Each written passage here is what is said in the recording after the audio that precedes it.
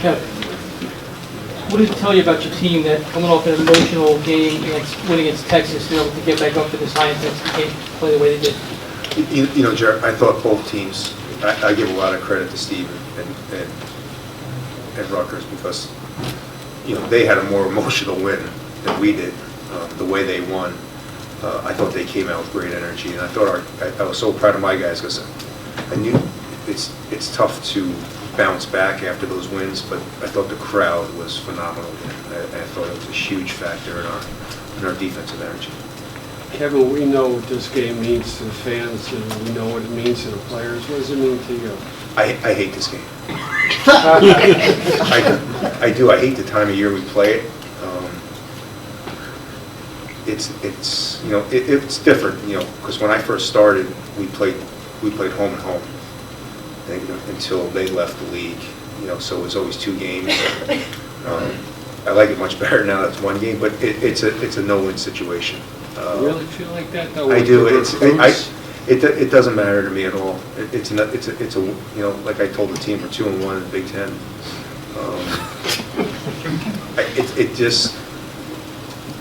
I know it's important to the fans. It's just never been that big. I'm not from New Jersey. I concentrate on my team. I concentrate. Every game is when you're a coach, every game is a big game. Seeding, making the tournament. Hate to ruin it for you, but that's now you know what my wife deals with. Kevin, how much of a difference does Bryce make, especially down the stretch for you guys? Yeah, I mean, I think the biggest thing, I think with us with Bryce, he gives us the ability to spread the floor at times, and I really like when Kadari and Bryce were together. I thought that was we went on a 14-0 run with both of them out there in the first half. It gave Kadari a little bit more room to operate. It also gave him a chance to get off the ball a little bit and get his rest. But Bryce has that ability to, and I know the fans aren't used to seeing him play.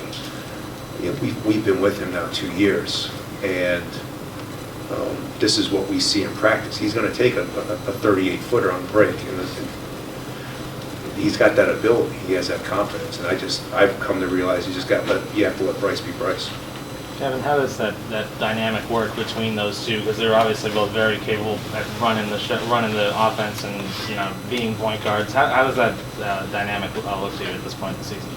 I haven't played them enough together.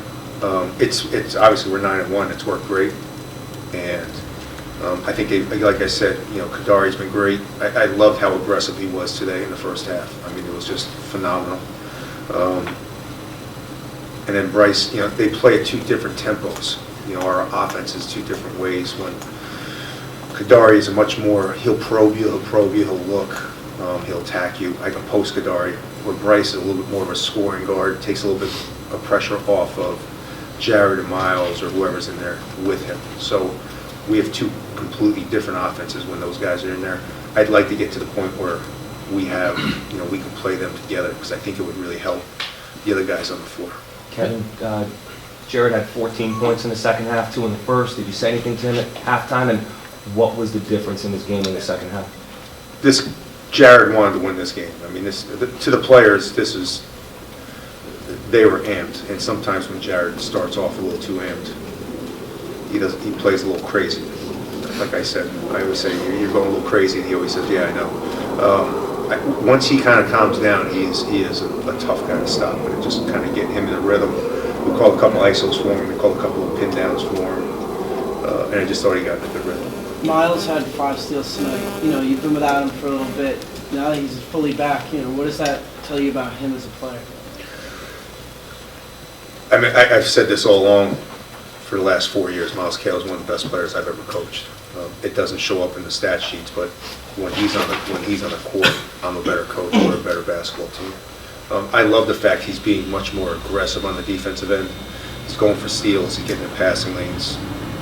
He's the best defender in college basketball. Yeah, you said that you always set up the schedule to test yourself going into the Big East, where you're 9-1 now in the non-conference with 1 non-conference left. What do you feel you kind of learned about your team, and how do you feel going into the Big East with what you've seen so far? I think we're battle tested at them, and I think, you know, we have a chance. You know, I knew the league was going to be a bear. I did. If you looked at the rosters, who came back, you know, I think Stubbs at DePaul's doing as good a job as any coach in the country right now. You know, I knew what St. John's was going to be like.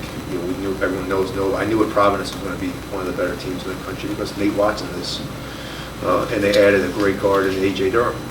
So I really thought I needed to test this team to learn. This sounds crazy. We didn't play in front of any fans last year, and it sucked. And this has been awesome, like awesome. Our students, our fans, being at Michigan, even our 2 neutral site games, Ohio State and Cal. I mean, they were packed. There was 4,000. You know, we had a great fan base. So I think more than anything, we're tested. You know, we'll be in situations when you go on the road now where we've been in tough situations, and they can, you know, more than anything, the players have gained experience more than anything. Kevin, how did you get these guys to play and buy in so well with so many new pieces so quickly?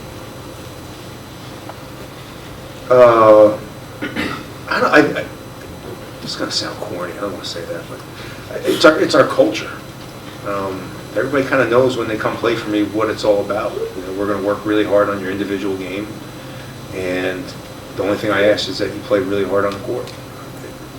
I try to keep it really, really simple, and I think I have a great staff that we work with our guys. We work really hard to get them better, which I think our kids really appreciate.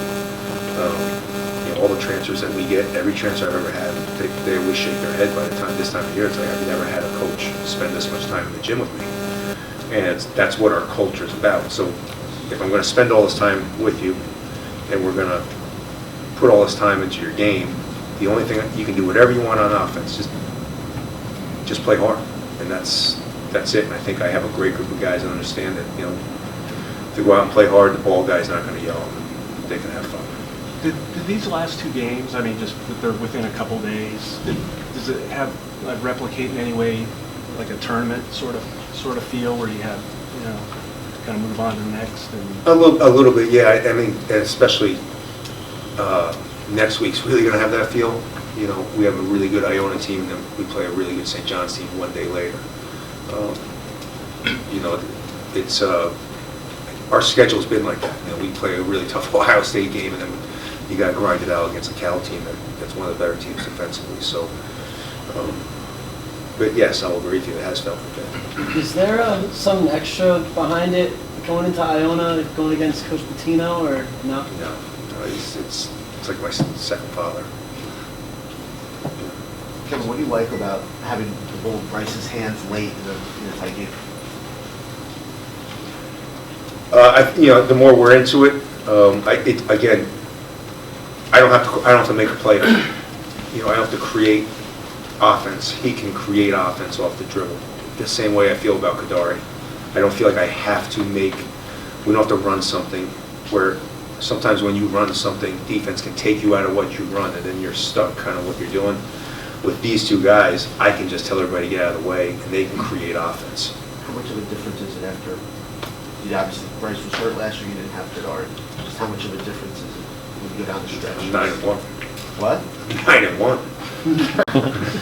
It's a big difference. I mean, it's, you know, Kadari Richmond's a pro. He's gonna make a lot of money in this game. You know, and once he gets